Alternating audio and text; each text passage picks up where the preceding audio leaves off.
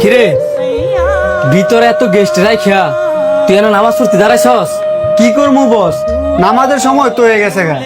নামাজটা পরে পর, গেস্টরা খাবারের লেগে পাগল হইতেছে গা, তাড়াতাড়ি গিয়ে খাবার দে। নামাজটা পড়ে লই, কতক্ষণ আর লাগবো?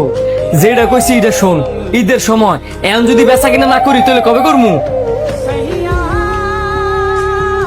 ঠিক আছে বস।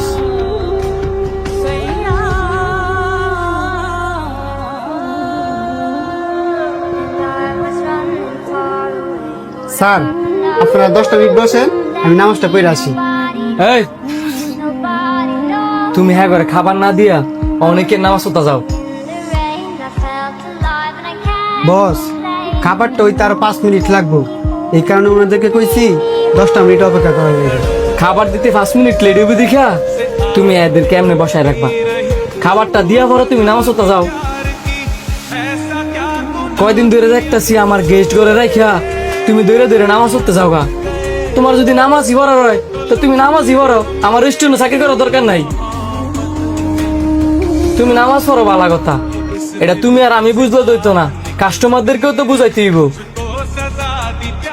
তোমার সময়ের মূল্য না থাকতে পারে, আমার রেস্টুরেন্টের গেস্ট ঘর সময়ের মূল্য ঠিকই আছে। তুমি যদি তাদেরকে বসায় রেখে এইভাবে দৌড়ে দৌড়ে যাও গা, দুদিন পরে তো আমার রেস্টুরেন্টে কি হইতো না। বস, আপনি যদি আমার নামাজের সময় না দেন, আমি আর এই রেস্টুরেন্ট চাকরি করতাম না। সুন্দর কথা কইছ, আমি তোমার নিজেই না করতাম, আর তুমি যেহেতু নিজে থেকে কইছ এমনি আমার রেস্টুরেন্ট থেকে বেরিয়ে যাও। যাও। কিরে বন্ধু, তুই এটা আমারে কোন রেস্টুরেন্টে লই এলি? যাই কিনা নামাজ পড়তে বাধা দে। আরে এলে নিজেও তো নামাজি, এই যে ওয়েটার গুলারে দেখতাছস না,